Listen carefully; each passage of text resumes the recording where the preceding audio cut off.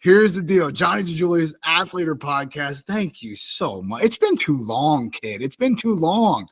How are you, son? You know, the last time we did a podcast, the year was 2017. It was me and Dylan Palacio in your office. You are correct, sir. What a day. What a day. You know, Palacio. Fucking, that's all you got to say. Yeah, Palacio. He's just, he's just special. I made him shit on the side of a freeway. Don't you remember? I do. He did take a dump on the side of the freeway. That might be the first dump on the side of a freeway reference we've had on this podcast. But hey, there's a first time for everything. There's a Listen, first. Johnny, you are one of my favorite human beings on this planet. Well, I appreciate that. Thank you. That's nice. But there's a big butt coming. Hold on. Okay. All right. You have an absolute amazing look at this life. Thank you. But it comes with some danger involved too. It comes with some danger involved. People that don't know who you are, what you're about, how could you characterize yourself? Because it might be different from the way I speak. I have conversation. So I do a lot of driving. Is this wind okay, by the way? It's really windy outside. That's not too bad, actually. Okay, good. Because I can't be inside right now. And I can't say too much, but there's a specific fighter that's getting ready for a boxing match tomorrow. Can't be in there. Copy that. Got it. Okay. So how would you describe yourself? Okay. So whenever I'm in the car, I drive like 60,000 miles a year. I don't know about you, but I like to argue with myself. I get into these conversations, and I'm undefeated, right? I'm undefeated in these arguments, right? And I like pretend I'm on podcast, pretend I'm on all these things, and I'm like, okay, if someone were to like explain your lifestyle, how you explain it.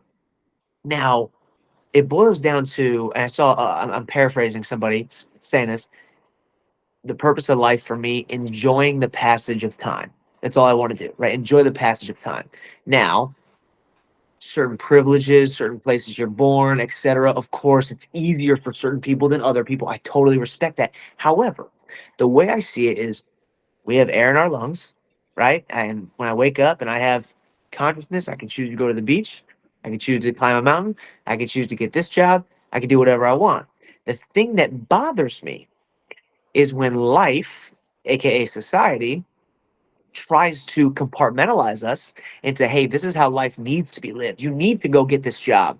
You need to go do this. You need to, hey, when you get married, it's a wedding ring, not a wedding bracelet. Well, why? Why can't I question that? Well, that's the way we've always done. We've always had it like that. So I love to question these things to the point where I got to, why do I need to hate my work week? You know what I mean? And I know that that's like a crazy example of like a wedding ring, but like I like to question traditions that we just have. Like, why? Why do we do that? Why do we as a human species think we need to love Saturday and Sunday? And hey, parlay, that's my favorite day of the week when my parlay hits and I need to fucking hate this, that, and the other. I just question all that stuff. So I just started trying to do things that I really liked, that I really cared about. It tends to be a little bit more dangerous than what a lot of people care about, but it's all the more they're present. I'm very present when I'm doing these things. Yeah. Okay. All right. Fine. But how did you... It's fine. No. That's wonderful. How did you come to how did you come to that conclusion? Because it's not something that's, look, school is meant to make good workers, right? Right. That's a Rockefeller quote, right? I think it's like he said something like, I'm not in the business of making free thinkers, I'm in the business of making employees or something like that. Rockefeller, I think he fathered the educational system too. More or less. So a big part of like the free spirit with my mom, I think you might know this, obviously listeners don't. I lost my mom when I was 16, car accident. She was, bright, beautiful soul, had her own business, hairstylist, very creative type. And yeah, I guess I just cherry pick a little bit of that, some values that you learn from wrestling. And, this is so cliche, but dude, traveling, you just have such a perspective on so many different things in the world where, okay, I was just in Zambia last week. I flew from Africa to where I am right now. And you're, like a 16-hour flight, right? I'm walking in Zambia. And not to paint like a bad picture of Africa, but there are villages and there are some poor areas. It's just how it is. I'm walking and there's kids walking with 100-pound sacks on their head, just like out of a movie, right? The colorful clothes and the no shoes and the villages and the mud huts, like literally what you would picture in a movie in Blood Diamond. I'm watching it in real life, and we're fucking sitting back at home worrying about I don't got the new Yeezys, I'm gonna get made fun of. Fuck off. You know what I mean? So it's like you just like, dude, these things are made up. Like these things are literally just made up. People just make up, hey, you got to care about this and you got to have the Nikes and whatever. I'm just going to live my life, enjoy the passage of time, and do some cool shit while I'm here. That's the fair. type of way I'm no, that's fair. Now, how did and you wrestle and wrestle? Yes. Well, we'll get to the wrestling part, but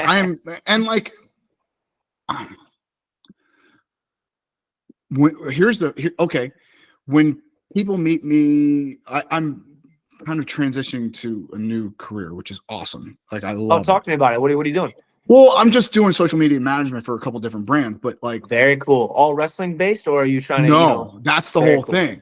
Very cool. Like one of them is like a theme park, and like nice. Yeah. So, but like in San Diego. It's close. It's Legoland, so it's like sweet.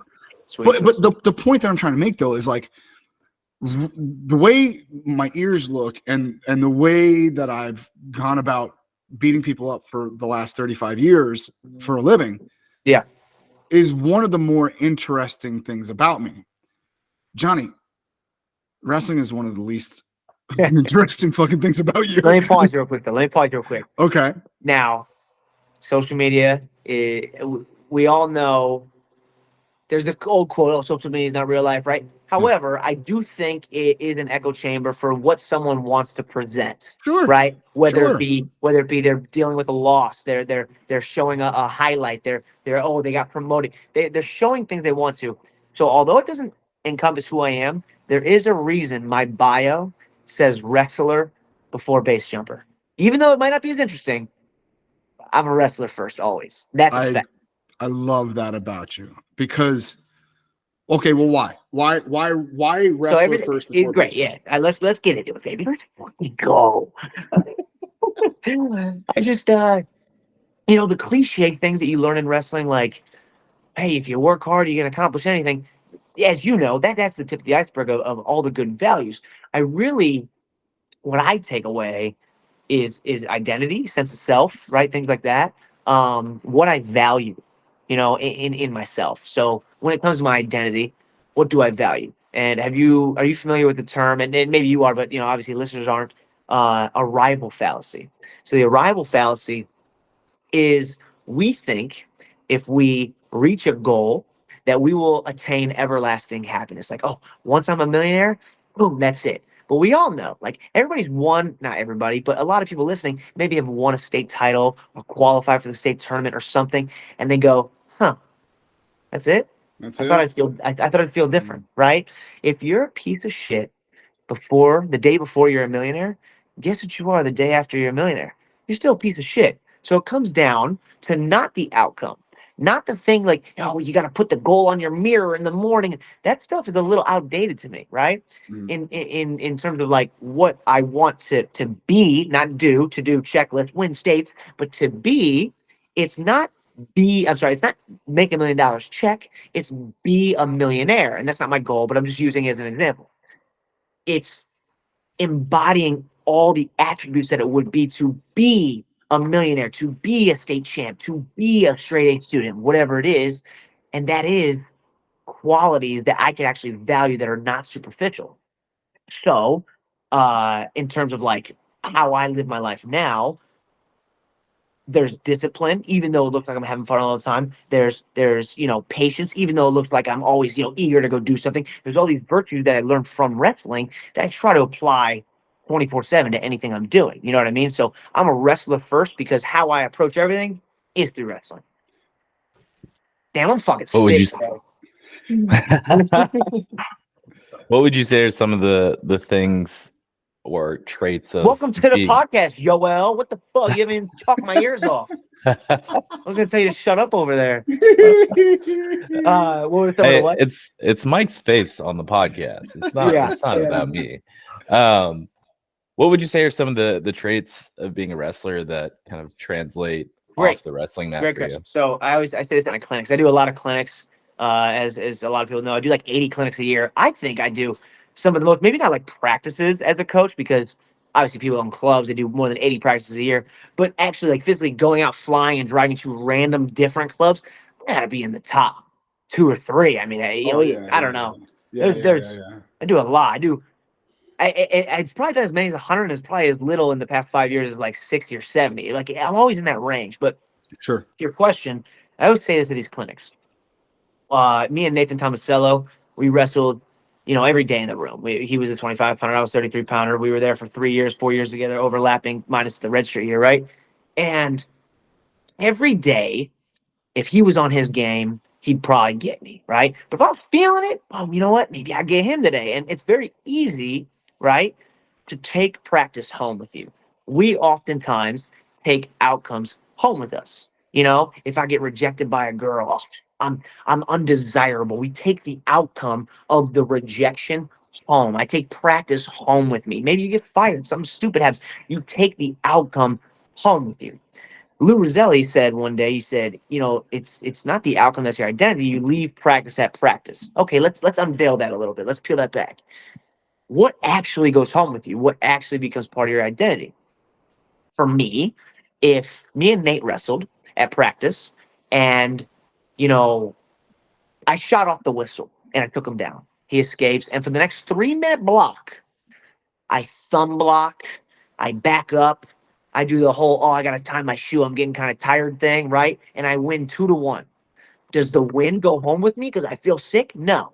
The win stays at practice. The outcome stays there. What does go home with me? I'm not a risk taker, right? I'm not a risk taker. I'm somebody who's probably not that tough. When I get a little uncomfortable, I'm going to try and find a way out of it.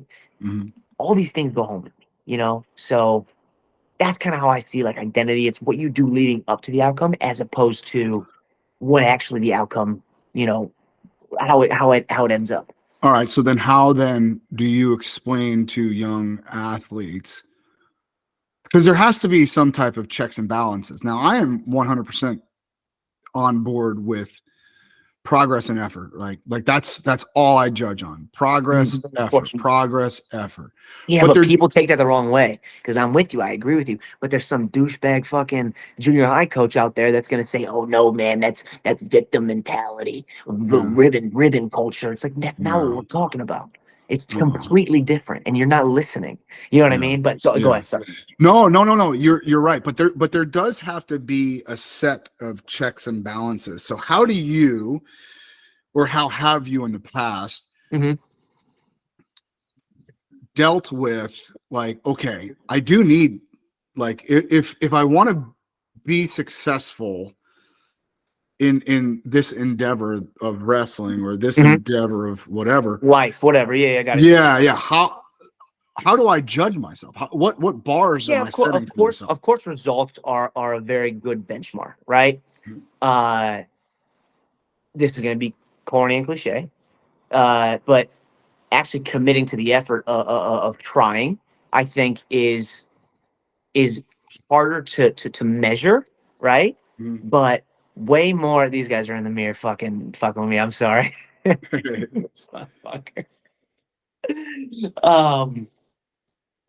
It's gonna be a lot harder to measure, right? Effort, right? Like, but I actually get into this conversation a lot, and I'm sorry if I go into different compartments, because my mind is just spinning. But where does confidence come from? What do you think? I think it comes from effort and progress over time. I'm sorry. Who is it? I got balls in my face right now. I'm just going. Go ahead. Keep going. That's great. No, so it's effort, progress, and experience, right? The experience of having. So those... I feel like a lot of people will say experience, right? I don't think it's wrong. But let's think about it in my world. Let's say you're jumping off a 30-foot cliff into water, right? You're just about to jump into water. I'm usually insecure when I jump. The confidence comes after I hit the water.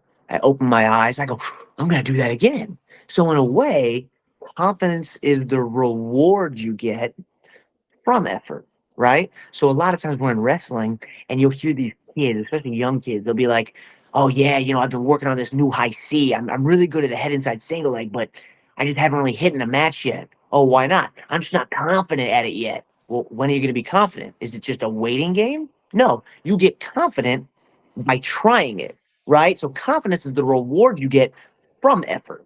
So when it comes to measuring effort, right? It's less about, I feel like, measuring it like, oh, result based. Hey, look at my weight. I did 135 this week. Now I'm at 145. I'm getting better. But it's more about putting your fucking nuts on the line and trying. You know what I mean? And again, yes, that's harder to measure, but you got to have a coach and you have to have somebody you trust that is there saying, hey, you're on the right track. Even though you don't see the results, I'm the coach and I'm looking at the the big picture. It matters.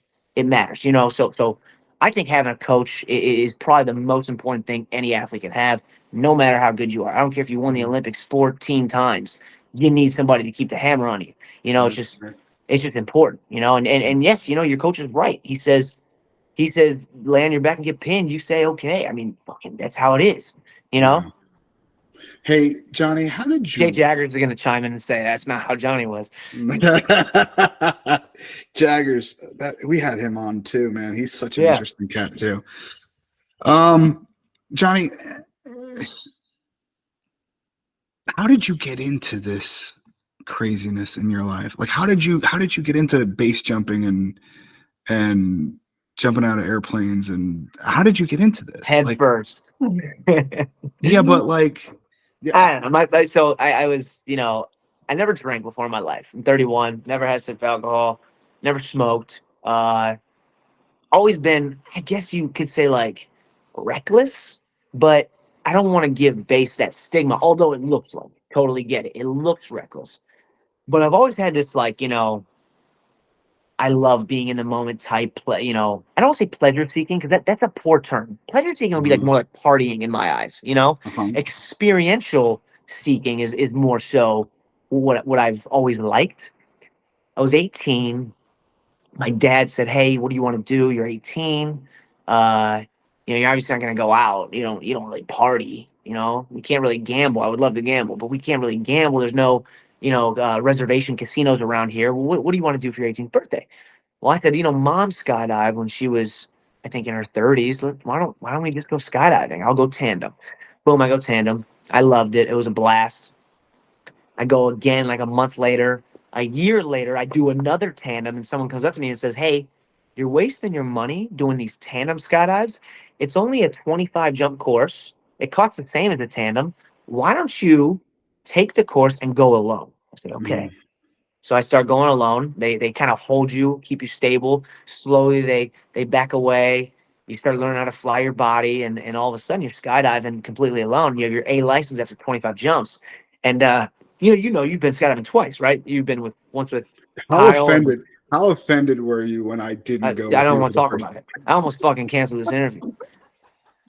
But I told my son that. He's like the base jumping guy. I'm like, yeah. And he's like, did you go skydiving with him? I'm like, I didn't. And he was really upset about it. Sorry, go ahead. You were at North Carolina? Where was it? Yeah.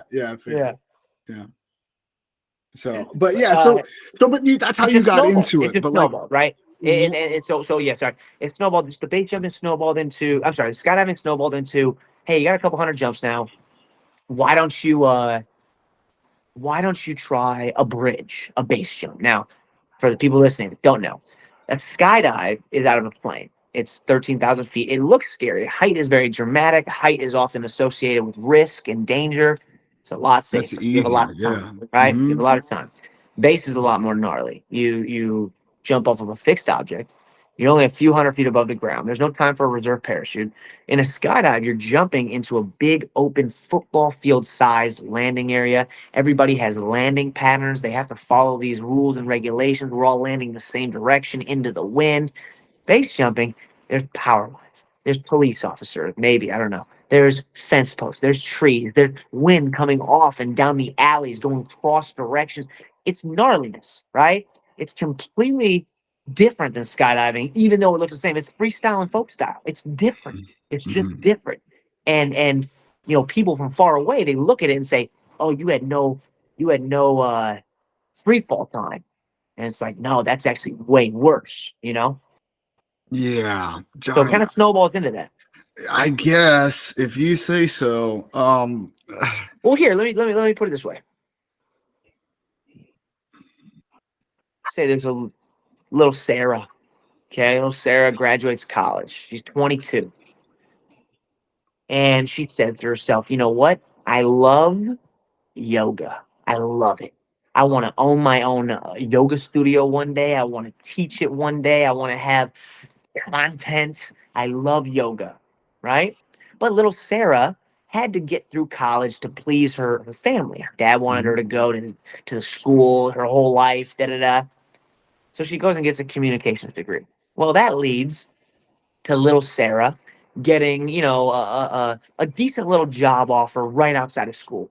Maybe she's HR. Maybe she's marketing. She's doing something for $65,000-$70,000. Holy shit! Are you kidding me? She's 23 years old. She's getting paid 65 grand, 70 grand. She's single.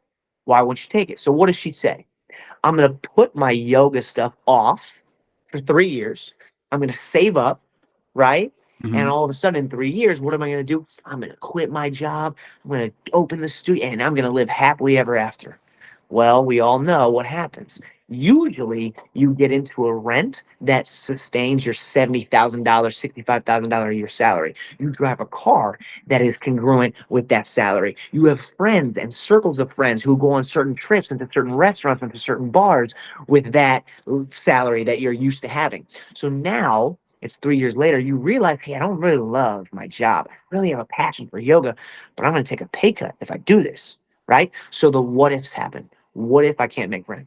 What if this doesn't work out? What if nobody watches my content? What if nobody comes to my yoga studio? What if I can't get my license? What if? All the what ifs happen before she jumps. Always before. When she says, I quit, there's no more what ifs. It is the most liberating, present thing, the present feeling you could ever have. Now, she's at the moment of most vulnerability. She might not make rent, right? But she's at the height of her, I guess, spiritual health, where I'm doing things for me, And it might be a bad choice. It might not work out. But I always think that bad choice is better to make than the bad choice of complacency and towing the line and doing what you're told you should do. You know what I mean? So even though Sarah's consequences, okay, she doesn't make rent. It's not, death, right? Not to get dark. It's all the more that much more present feeling for me too. You know what I mean? So it's not this escape. It's not this escape death. It's not this, I escaped death today. It's stacking the odds in my favor and trying to fly my canopy and progress in, I know it's going to sound weird, but a sport. I'm trying to progress myself in a sport. What's the gnarliest jump you've ever Well, you've seen the one where everybody's seen the one. I showed you it actually. Yes. And Fort Worth. There's pictures of me watching it. Oh God. You know what, Joel? I have them. I have them too. I'll send them to you and we can put them up on social. So for those people that have not seen the video or the reenactment, I'll talk to them. Okay.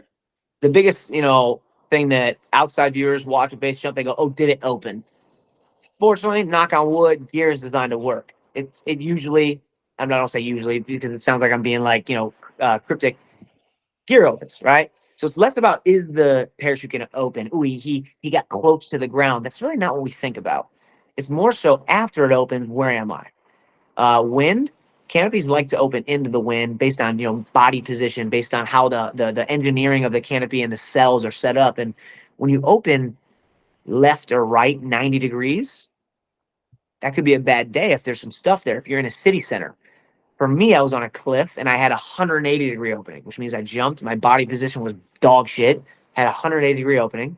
Now, if I would have took a longer delay, which means the longer free fall, closer to the ground, I would have been farther inertia, right? I would have been farther away from the cliff. But because I only took like a 2-second little bitch delay, right? I have a 180 and I'm 2 seconds away from hitting that cliff. My parachute is screaming forward. Smoked that cliff. I didn't break anything, fortunately. I was trying to fight off the wall. I finally turned it off, and I got hung up on a little chimney rock about 400 feet below me because I just couldn't sail out of the talus. I was just losing too much altitude, fighting off the cliff, ripping my parachute to shit. So that happened, and that was a bad day. Scary. But actually, the video you saw, I did break my ankle on a cliff strike. Totally my fault. Not parachute error, not me being reckless, just dumb decision making. And I broke my ankle a month before the US Olympic trials qualifier. And someone asked me and said, why are you competing at Olympic trials qualifier if you don't think you can win it? Like, if you're not your best, right? Like, hey, you're wrestling 65 kilos, you're a 61 kilo guy. If you don't think you can win the tournament because you're only a couple weeks off a broken ankle, why would you compete? To the kids listening right now, if you only compete when you think you can win it, I don't want to say the word pussy, but you're kind of a pussy. You know what I mean? I don't want to say it, but you kind of are. You got to be willing to put it on the line when you don't know what's going to happen. I think that's a really important attribute to have. I think it's a really important thing to get in the habit of is, hey, let's put my cards out there and see what happens. Let's go. And, very rarely you're going to feel 100%. I have a friend who's he skydives, and we're out of the Bay Area somewhere. Okay.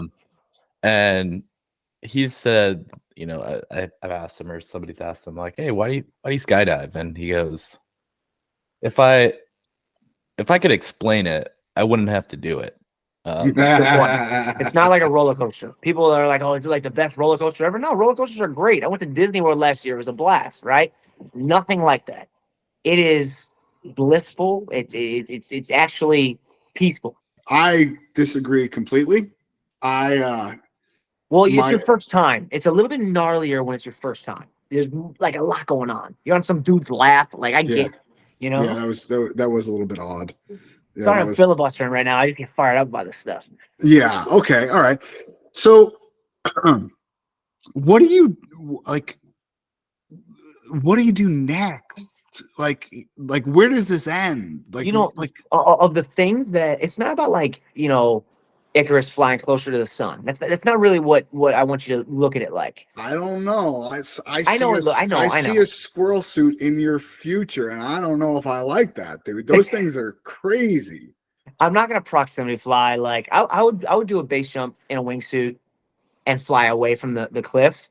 I wouldn't be, terrain flying down, and I mean, those guys are crazy. I mean, it's called proximity flying. Oh, those are the crazy ones. They're crazy, man. Sorry. Listen, they're crazy. These guys, they know their like forward speed compared to how many feet they fall per second. They use thermals. So, the rock is going to be this hot from the sun. And it's going to raise me off the rock. They're crazy. And they will be feet above the earth. And once it drops off, then they can flare out and pitch. And it's like, I mean, they're gnarly, right?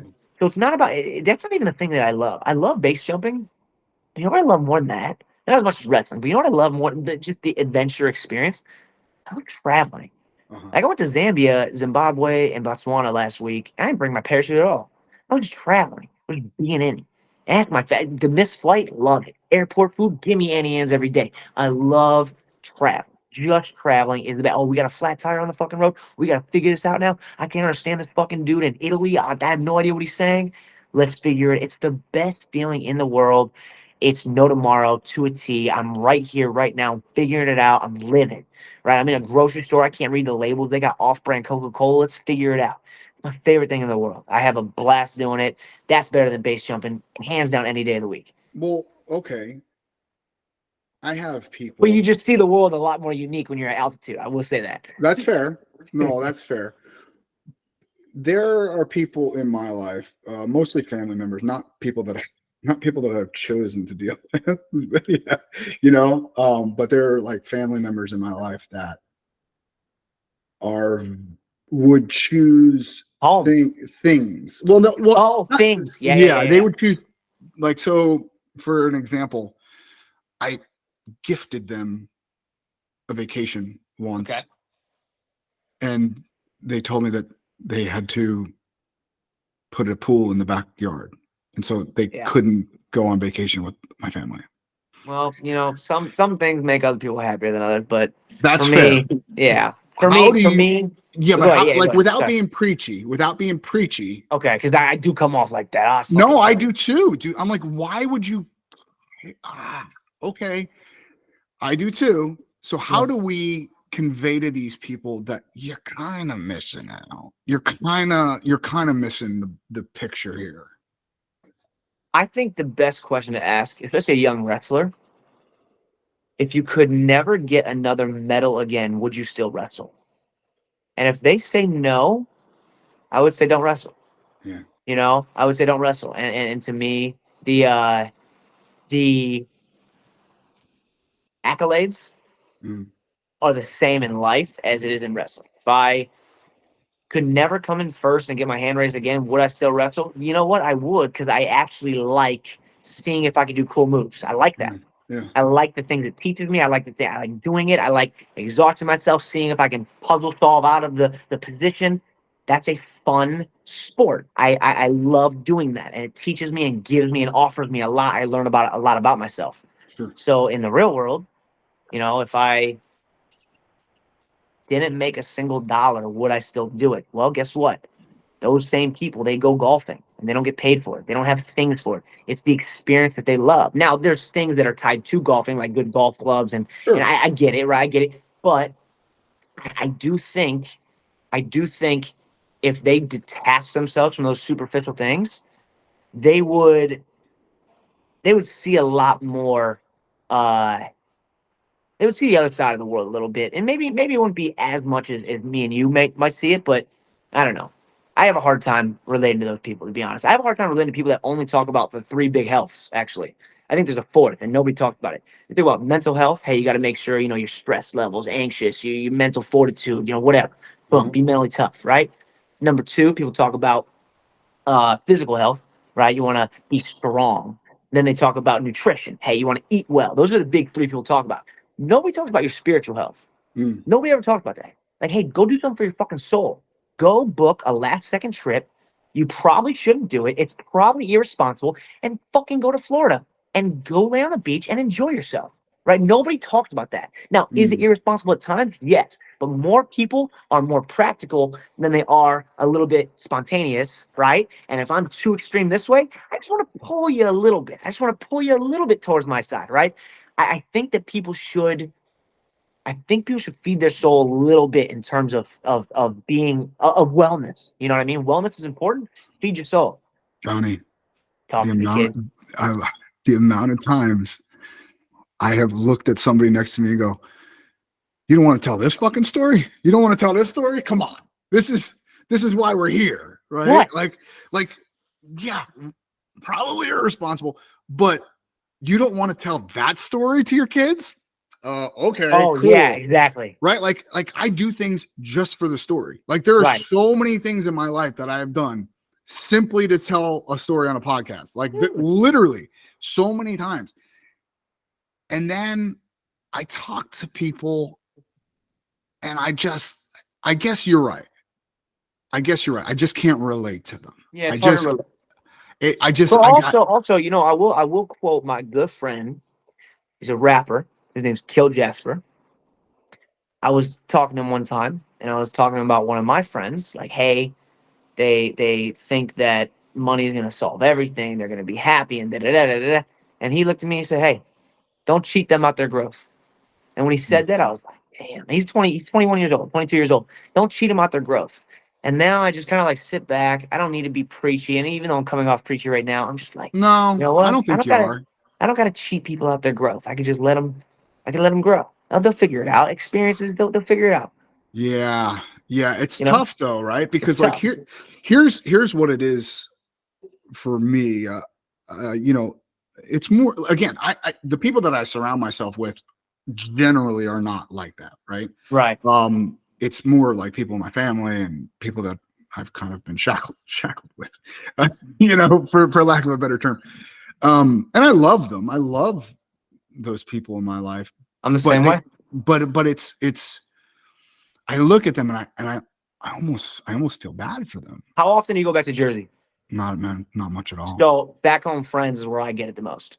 Back home friends, they try to meet me in my past. Like, hey, when you were in high school, it's like, yeah, but I'm not.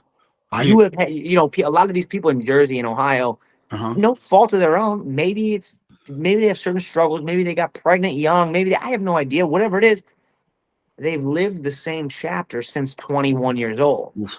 You had your Jersey chapter. Yeah. Then you had your Texas chapter. Then you had your California chapter. And it doesn't have to be all location based. No. It's vulnerability based. Like, I am doing things I don't know what the end result is going to be. You know what I mean? That's so right. A lot of these people, like in Cleveland, Ohio, when I go back, they talk about, I never heard of the term Sunday Scaries till like a year ago. Had no idea. That's what I'm saying. I fucking don't know. It's like people talk about how much they hate Monday because they don't want to go into work. Oh, so they have the Sunday Scaries and they're scared of Sunday. And my friend said this to me.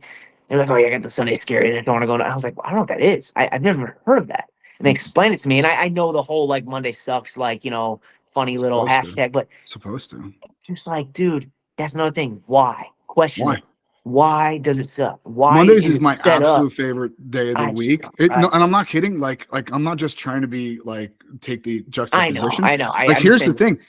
I schedule Mondays as like my day off now. Like it's wonderful, and I am horizontal. That's the cool thing about if you ever get a chance to go to Lake Garda in Italy. I really highly recommend anybody to go to Lake Garda. There's so many different types of travelers in the world. There's the adventurous, I want to scuba dive, skydive, hike, right? I'm just the food guy. Right. There's a foodie, right? There's I want to try Italian food. I want to try I'm in France. I want to try the cheese, whatever. Mm-hmm. There's the partier, which, I kind of don't, relate too much. There's the resort cruise person. There's so many different types of travelers. Lake Garda is so unique because it has beaches, it has mountains, it has adventure, it has lazy resorts, it has convenience where everybody speaks English, it has you can't understand a lick, and all the stuff is homemade, small, family owned. You have everything, music, the culture, it's everything. I was there twice this summer, actually, soft flex, 2 different months, and I'm walking around and it's like a Tuesday, right? And I'm looking at this place now. Before the right side of America gets mad at me for saying this, I love America. Okay, don't fucking crucify me. I love the USA. I stand and all that shit. I promise. All right, fucking crazies. But fucking take the hat off for a second and just understand this. In the United States, if there was a parade downtown, every business owner would say, you can't have off. There's a parade downtown. We got to make our money. Okay, great. I get it. Make your money. I love that. When you're in Lake Garda, if there was a parade, the owner would walk up to you and say, Mike, get the fuck out of here and go have fun. There's a parade in town. Are you kidding me? Why would you come into work today? You're off. Right. They value the quality of life. And it's such a beautiful thing. It's a Tuesday and you got dads playing soccer with their kids. You got people kiteboarding on the lake. You got people drinking coffee. And nobody, I'm not joking, nobody orders to go. Not a single person. There was a truck driver who was driving produce, probably had a quota and a place to be in an ETA to get there. And he parked his car, walked inside, got an espresso, sipped it for 5 minutes, then went on his way. Nothing is a rush. And it's just a beautiful, beautiful place. I really recommend you to go to Lake Garda. This is a sponsored ad by Lake Garda Tourism. Chamber of Commerce, send me the check. Send me the bag. Lake Garda, Chamber of Commerce. You gotta go. Lake, it shits on Lake Como. Lake Como sucks. Lake Garda is amazing. Slow down. I'm telling you, I've been to both. I've been to both. It doesn't Lake Como is George Clooney. It's rich. It's beautiful. Go to Lake Garda. You're in Italy. You're in fucking Italy. So let me ask you this: favorite place on earth? Well, okay, let's say America. No, let's say no, for real. Look, man. I know. So, like I said, there's so many different types of traveling. The United States does have, when it comes to scenery, so much to offer. Yes. When you first start, really, I've been to, fortunately, a total of countries plus I count territories as one big count. I've been a total of 50, right? When you first start traveling, you go to Europe for the first time and all this stuff, there's this like arrogance that comes back. It's like, I don't like the US. But when you really start seeing the world and you come back and you're like, the US is fucking dope, right? There's so much. You have rainforests, you have tundra, you have desert, you have big grassland, you have the coast, you have Caribbean type Florida, different Hawaii. There's so many different places to go scenery wise. It's such a unique place. The only thing it lacks a little bit, and this might be biased, is it doesn't feel as rich in culture, right? As maybe different Asian or European or even African countries. But when it comes to seeing beautiful places, the USA is fucking awesome. Outside of the USA, man, I really liked El Nido in the Philippines. That was a cool place. El Nido in the Philippines was a cool place. Why that place? Because it looked like I'm swimming in cool blue fucking Gatorade water, and there's clownfish and small little reef sharks, and just it's like swimming in a dream. It's crazy. That was awesome. Zambia was great. I got back from Zambia. Me and my girlfriend did this cool thing called the Devil's Pool. That does not sound cool at all. That sounds that's what awful. Dylan Plates always says. Dylan Plates always says, Johnny, why do you always want to take me to like the trench of no return? And he always like makes up these names. He's like, why do you want to take me to Lucifer's ass crack? But the Devil's Pool is cool. It's like Victoria Falls is the largest waterfall in the world, not tallest, but largest. And at the top, there's like a natural infinity pool where no water goes over. So there's like water gushing over on the left. 5 feet to the right, there's water gushing over, and there's like a little eddy, a little lip at the top that you can just sit at and look over the edge. And me and my girlfriend, we went to that, and it was cool. It's one of the 7 world wonders, being at the top of Victoria Falls at the top, and it's just phenomenal. Wild. That was full, yeah. Wild. That's awesome. Yeah. I thought you said why. No, wild. That's wild. That I don't know if I'd. Yeah, it's a weird kind of. I guess it's intimate. It's an intimate interaction with reality. That's what it is. Yeah, it's an intimate interaction with reality. Yeah, Joel, shut up. I'll say it again. When he hangs up, he's gonna be like, "Yo, you even heard him?" My face is not on the banner. It's not my podcast. I respect it. You know your role. That's all right. No, let me ask Joel. Can I ask Joel a couple questions, Mike? Of course. Of course. Joel, we'll reel it in. If you can go anywhere in the world, where would you want to go? I just was in Vietnam How was that? 2 months ago. Halong Bay? Did you go to Halong Bay? I did, yes. How was that? It was amazing. Yeah, I would recommend it. Good for you. I've never been. I've always wanted to go to Halong Bay. It's like a top place. Okay, question number 2. Both of you guys. Uh-huh. I own a brand. I own the trademark for No Tomorrow. It does not mean no tomorrow you're going to die. It means, hey, do something that makes you feel very present today. It doesn't mean put things off. It doesn't mean, hey, you can't be disciplined and prepare for tomorrow. It's, you want to open that yoga studio, little Sarah? Go fucking open it today. Don't wait for it, right? Obviously, being prepared is important, but no tomorrow. Sure. Live right now. Don't worry what people think. Do it, right? So where do you feel your no tomorrow? Where do you feel the most present?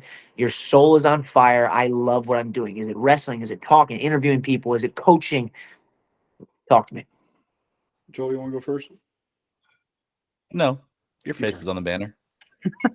Don't you do that? You only get one more of those. Okay. I feel that way in a wrestling room. Me too. Not in competition space. I have learned that if I never corner a kid ever again in my life, it'd be too soon. I don't like the person that I become. It's very therapeutic, right? Yeah. But when I'm in the room and I like my son had like He's looking good. He's looking good. He's looking having sharp. a good. He's really having a good time. I watched the lives. Tell him. Yeah, Tell him. I watched. I know he does. I watched.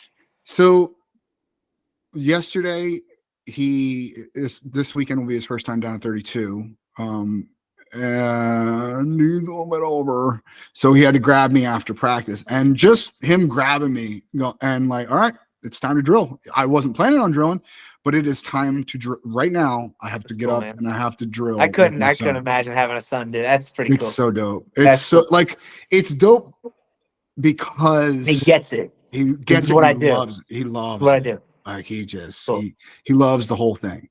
He loves, he dives headfirst into the entire culture. So that's really, really cool. But yeah, it's probably in a wrestling room. I love it. Yeah, for sure. What else? Joel Shaw, where do you feel your note tomorrow? I mean, it's a wrestling podcast, so it seems a little off for me to not say something related to wrestling. Be true.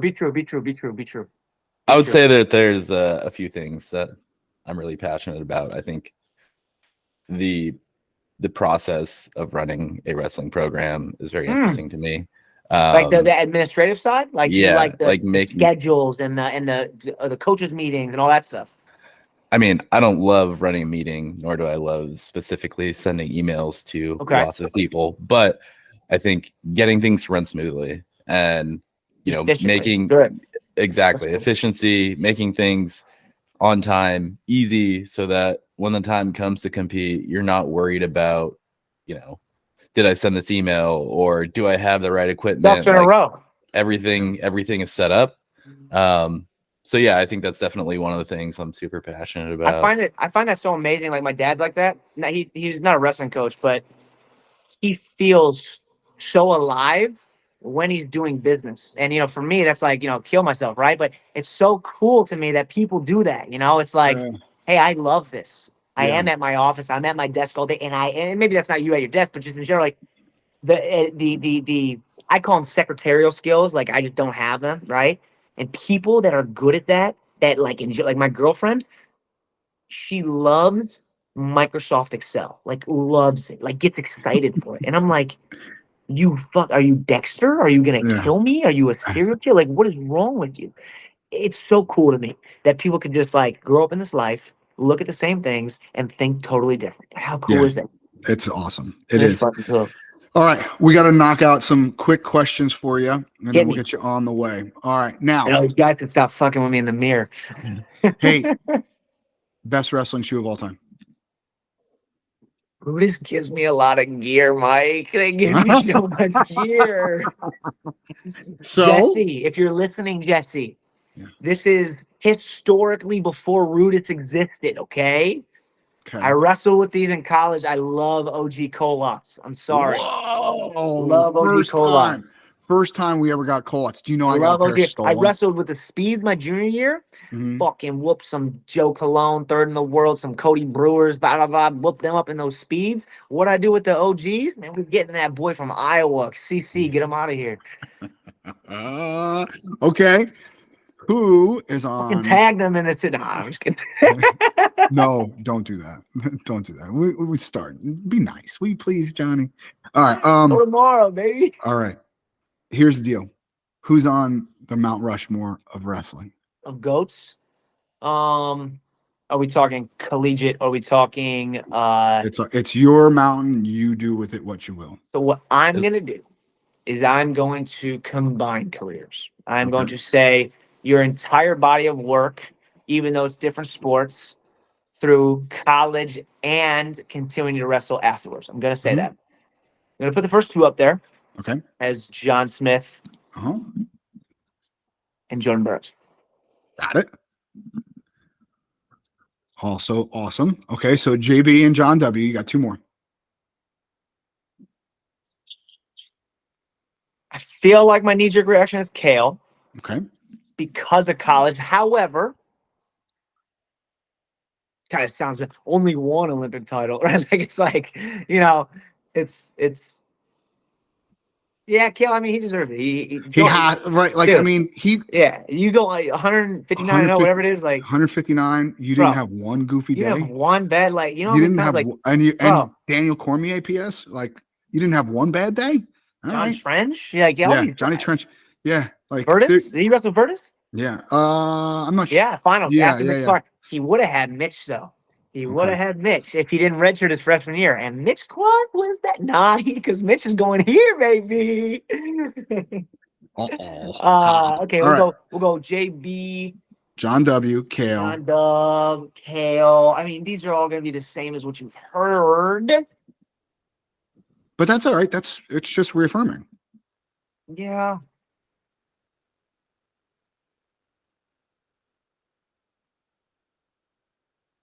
Don't give me Bruce. I'm not going to say it. I'm not going to say Bruce. Just because of the hair? Just because of the hair? I'm just not going to do it today. Maybe tomorrow, but not today. You know, I saw something cool, a stat. Uh-huh. I don't think he's on it yet, but when he retires, he will be. Kyle Snyder is at the age right now, currently, that Dake and Taylor were when they won their first gold medal. It's amazing. And he has 4. He has like 8. No, he has 4 world, but like 8 medals or something like that. Like, yeah. That's an amazing thing to have. It's amazing. That's amazing. It's dude. That's cool. love. So we have been doing this podcast for a little over a year. We've been asking that question for, I don't know, Joel, 6 months consistently. Yeah. Something like that. The fact that he is just now starting to like creep into the zeitgeist of everyone's. His body of work is like that. Bro, it's bananas. And by the way, the only losses that the dude has really is to the Iran and Russia. Yeah. And it could very well be the Satellite goes down as the greatest of all time. So like that's really the only I will say, and this is bias, it's harder to run the gauntlet 4, 5, 6, man the weight class years in a row at a Kudakov weight, at a 50, not was it 57 kilos? It's harder to do that. Sure. 61, 65 to just go and be the man for 5, 6, for two quads in a row. That's really unlikely at a lower weight. So I don't think it's harder. Like, I don't think that the competition is better. I just think maybe there's a reason that more guys on the same level. There's a reason that we haven't had a repeat champion at 65K in years upon years. So yeah, there's a reason for that. All right, last question. If you had a magic wand and you could change one thing about the sport of wrestling right now, what would it be? What a great question. I know, right? You know what small talk is? You obviously know what small talk is. Sure. You, my friend, do some big talk. Yeah, I do. That's what I do. Oh man. I don't want to rush the chance.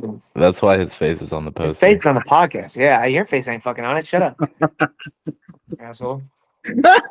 Johnny, be nice. I love Joel. That's my guy. That's fake. Wave my magic wand. Change something about the sport of wrestling. You know what I wouldn't change? What? I love how we have a chip on our shoulder because we don't get the respect that we probably deserve work ethic wise. The fact that ESPN kind of shits on us a little bit, it'd be better for wrestling probably, but the fact that they shit on us a little bit, they don't show our matches, the fact that we're not, football and basketball are more popular, the fact that we don't get that recognition, it makes us gritty. It's really cool, like that. So I wouldn't change that, but I would wave the wand a little bit and add a few more business people the way jiu-jitsu has with ADCCs. Sure. I think they do a really good job with super fights. I think they do a really good job with events that are like invite only, and I'm speaking specifically on the senior level. Yeah. So I think that's what I would do. My wand waving would be, hey, you wrestling fans out there that are all behind Iowa and Ohio State and Penn State, instead of just rallying behind them because it's your team, rally around Team USA and individuals also. Make senior level wrestling as exciting for you because it is. You know, you'll be at the US Open and you'll get, you know, 2 champs wrestling for 5th and 6th. It's you know amazing. what I mean? It's unbelievable. And you'll get like a guy that came in 4th or a guy that never even placed. He's in the finals because he had a fucking lights out tournament. You know, it's just, it's a really unique. People peak at 25, 20, 28 sometimes. And you gotta give them their flowers. That's my magic wand. I love it. Care more about the guys that are older and not just the teams. You know, not because like we're teams. tribal, right? Like we're a tribal culture, and those are my colors, and I root for them, and that's what I do. Yeah, look, but I think the business aspect of, man, could we use if we had some more events that were invite only the way jiu-jitsu does, like with Polaris and you know Kasai Pro and look, man, all these it's different jiu-jitsu events. It's an easy concept, but here's the problem. Oh yeah, no, I get it. Like I'm not a business I guy. know 100% that I'm gonna. This sounds like an oversimplification of the actual problem, but it kind of is. There's just not a time of the year to have consistently. I know. Good point. Those it would super have to be fights. during the college wrestling season. It would have to be, right? Because if it's not, then you're going to run into November to March. Yeah. November to March, because Senior Nationals is April, Trials is May, and then you're gearing up for the Worlds. So if it's not a World team member in the summer, maybe I could see it, but then you're not asking really yourself about the first. What does Jiu-Jitsu do a good job of, though, outside of the World Championship month? What do you mean? They pull guys in for super fights from other countries. It's not just Jordan Oliver. It's not just Oliver McKenna, right? It'd be Oliver and you know fucking off the top of my head, I don't even think, but you know they're pulling in guys and they're making it big. It's not just beat the streets one time against Russia one time a year. This is consistently. You're building a fan base for wrestling worldwide, right? If you want people to love Team USA and root for Team USA, they got to know who the fuck they're going against. Yeah. No, I get that. It's just the problem that I have. And like, it's just, you know what? We can talk about this all day. We have other things that we got to get to today. Johnny, thank you. My brother, thank you so much. I'll be in California all next week for something that we can't talk about, but you know what I'm talking about. If you know what I'm saying. I know what you're saying. I know what you're saying. You think what I'm saying. Let's get together. I love it. All right. I'm going to be down in San Diego. Actually, there's in La Jolla Cove, leopard sharks. I'm snorkeling. Don't worry, they don't have teeth. I just want to swim with them because they're beautiful. I'll be down there probably around like Christmas Eve time, right? It's Christmas Day, so like the 26th. Shoot me a text. I love it. I love it. Cool, man. Much love, tomorrow. Guys. My guy. No tomorrow. All right. Thanks for having me, boys. All right, fellas. All right, later.